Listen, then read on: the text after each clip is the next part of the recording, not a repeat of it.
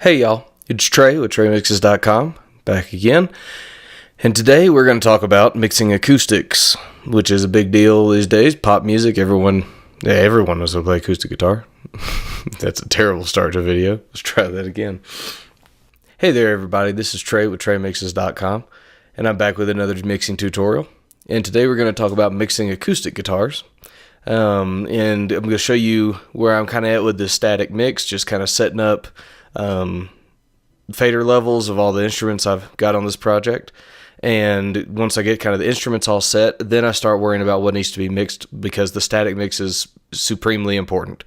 You got to figure out the levels for everything, and you should only be using faders and pan pots, and that's all you should be doing to get your initial levels figured out. Because if it doesn't sound good without anything else on it, probably need better tracks, or you need to get better at getting your balances adjusted. We're doing volume balance, just using our faders to get things at an appropriate level that through most of the song you're pretty happy with, and that the mix should kind of stand at its own there.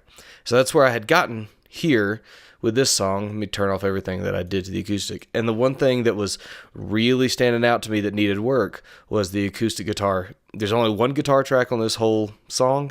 It's just the acoustic, but it's the real driving force behind the tune, and so it needs to sound as good as it can and to fill up as much space as it can. And these are the decisions that I'm making regarding the acoustic here. So let me let you hear it, and there's not anything else, no other processing happening on this, just the static levels and the sounds that were chosen for this song. So we'll listen to a little section of it, and then I'll tell you that what we've done to work on the acoustic to get it to be next level where we want it for this song.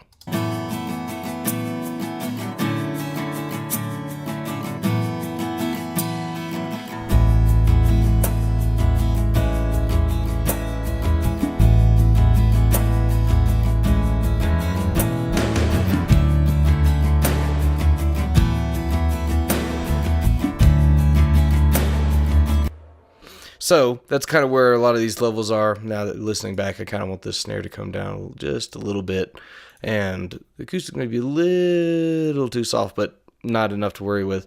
So we're going to talk about the acoustics, what's throwing its hands up and just screaming like, hey, I need help. I'm not standing out, and I'm really driving the song. Help me out. This is what I need to work on. So we're going to focus on the acoustic first. And the first thing I like to do is EQ. Logic has these really cool, they're new, these really cool vintage console emulation EQs, and I like these because it forces you to pick.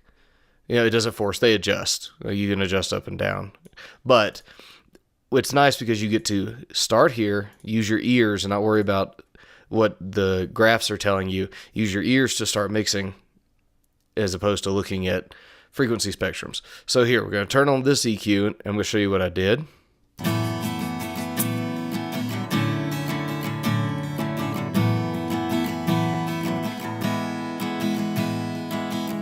All right, the very first thing I did was I low cut at 80, but I had to move it up a little bit so that it wouldn't fight with the bass. So let me turn the bass on here. You can hear.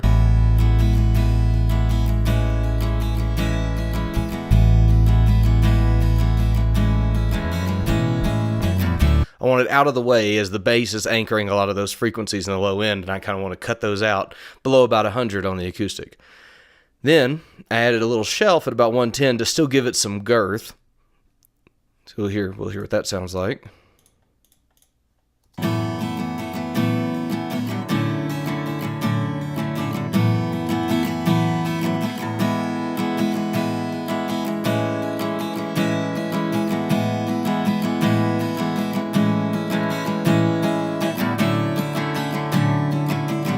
You can get a lot more resonance and a little bit more girth in the low end.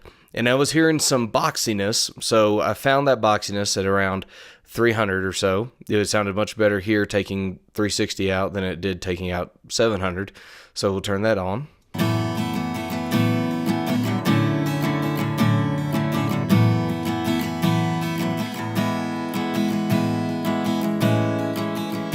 Hopefully you can hear that through YouTube. Hopefully you're using some good speakers, because it pulls out that boxiness in the low mids.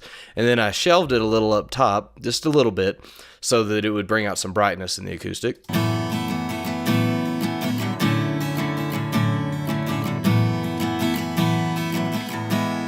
just a little shimmer, but it's a subtle thing. So here, let me pull this volume back down so you can hear it evenly. And we're going to turn it off and on, and you hear just what this one little acoustic guitar is helped with just some basic EQ.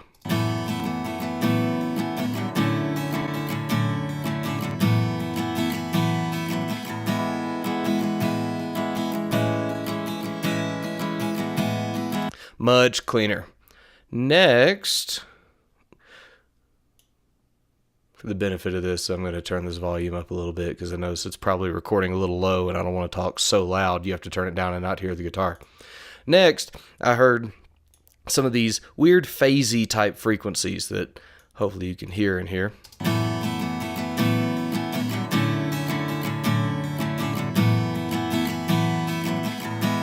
So these weird little phasey wah wah wah wah type sound effects type frequencies were poking through, and so I had to go find them, and I used this just a 2-point EQ just to kind of find them and pull them out. Let me turn them back on for you so you really hear what it is I'm looking for.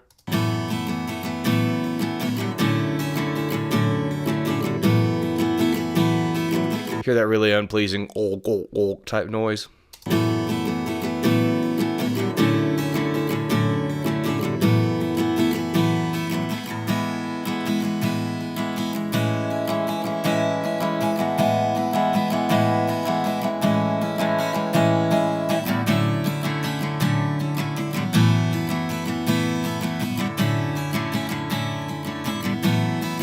All right, that helps a lot. Finding those little wah, wah, wah type resonant noises that are always present. It's not like some every once in a while little notes will pop through and you're like, oh, that kind of sounded funny. These all type noises are there the entire time. Had to get rid of those.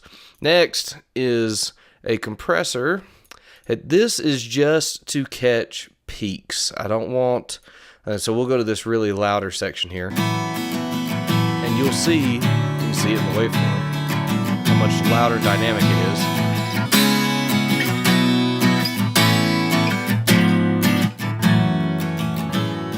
But you'll see that when it's not hitting really hard and heavy, it's not working at all. It's only there to knock those down a little bit to make it easier on the next compressor to actually smoothly compress the entire guitar and really bring out the tones and the sounds that I want you to hear. Give it more energy. So I like using one compressor with a super high ratio, super high ceiling, quick attack, quick release, with a threshold set just high enough to really catch the high dynamic areas.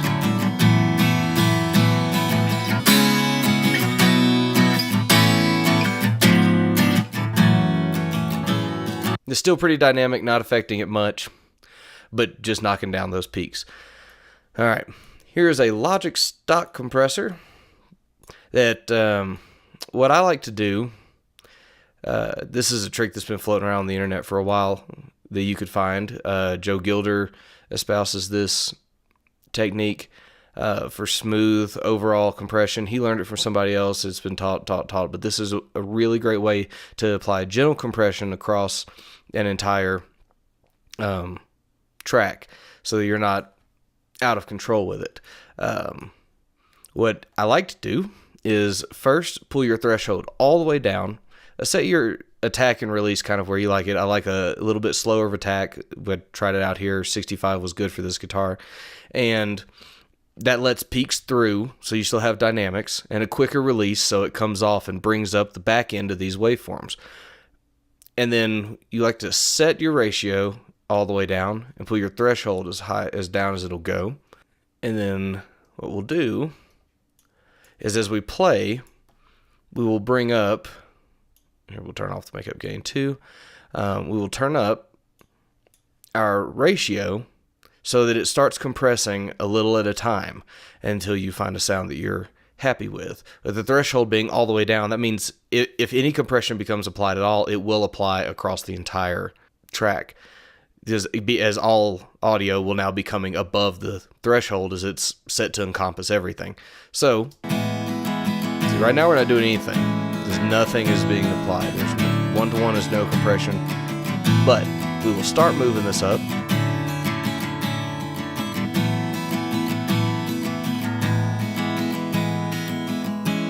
get some gentle compression all the way across the guitar track, even it out a little bit.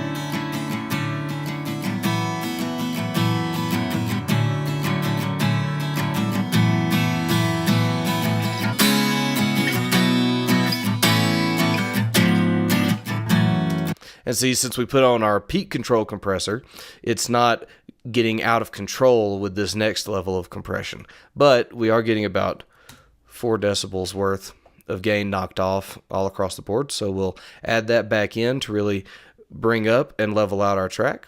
On these compressors in Logic, you can add a little distortion, a little energy. I like doing that too. We'll show you what that sounds like.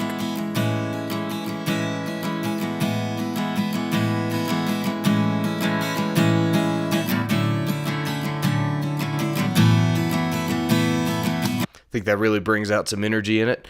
And I pull the mix knob down.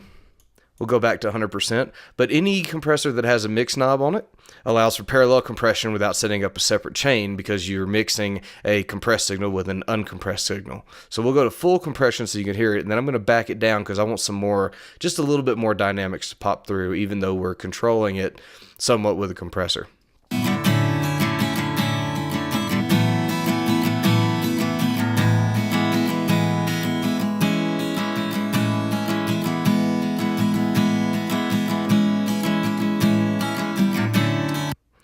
Here's a little parallel compression.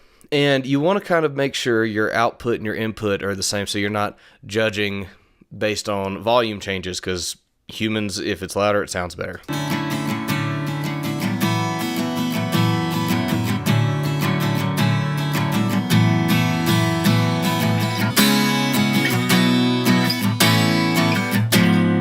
Pretty similar across the board. We'll give it a little bump. And then the very last thing that I like to do with an acoustic that's driving a song is really the important part of the song. I like to get it recorded in stereo. In the event that you cannot do that, if you only have one microphone or it's sent to you and they didn't do that, then what I like to do is use some spreaders. And in this case, the stereo imager from Isotope is my favorite, but there's several available. In fact, you can see the one in Logic there's a stereo spreader. It looks about like this. That has a bunch of presets you can go through. And also, if I can achieve the same effect, there's a spreader that you can reach out and spread. Just wanted to show you what the stock ones look like. But this is a really powerful thing to make a smaller mono track, which also has its place. But in this case, as it's driving the song, I want it to be big and wide and something that really grabs the attention of the listener. So we'll turn this on partway in, and you'll really see kind of how setting this the way I did gets out a whole bunch of width into the guitar and helps sound great and big and huge.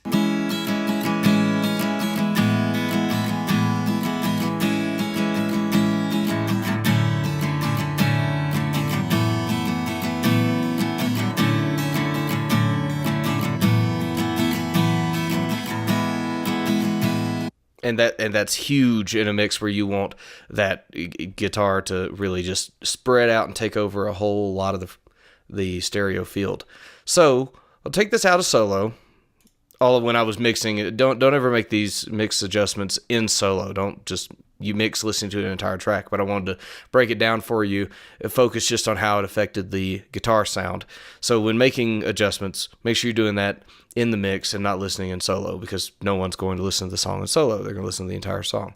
So here we go. We'll check this out, and I'll turn everything off as to how we had it when we just had a level that we liked. And I'll turn it on as we go, and we'll see how this really brings out the guitar, spreads it out, and makes it fit better in the mix.